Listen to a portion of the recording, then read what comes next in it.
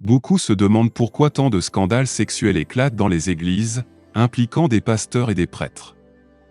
La raison va bien au-delà de la luxure. Dans le monde spirituel, la femme porte une énergie créatrice immense, une énergie qui nourrit, féconde et élève. Les prédateurs spirituels, qui se cachent sous des habits religieux, le savent très bien.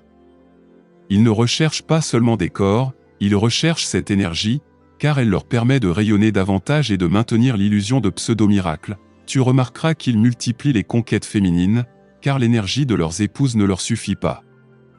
Ils abusent souvent de femmes envoûtées à l'avance par des manipulations spirituelles, jusqu'à les amener à accepter des pratiques extrêmes comme être prises par l'arrière ou pendant leur période de menstruation.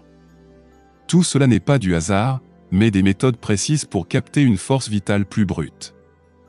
Plus l'acte est choquant, plus l'énergie libérée est intense pour les entités sombres qui les soutiennent. C'est aussi pour cela que les jeunes filles vierges, souvent même mineures, sont des cibles privilégiées.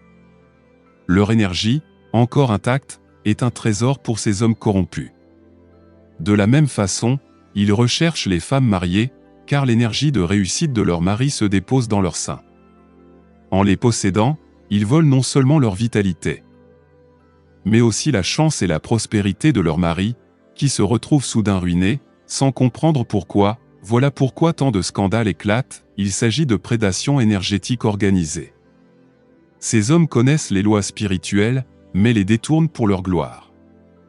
Leurs victimes croient recevoir une bénédiction, mais en réalité, elles se vident de leur lumière. Abonne-toi à cette page, car je vais continuer à briser les illusions et te donner les clés pour reconnaître et éviter ces pièges spirituels.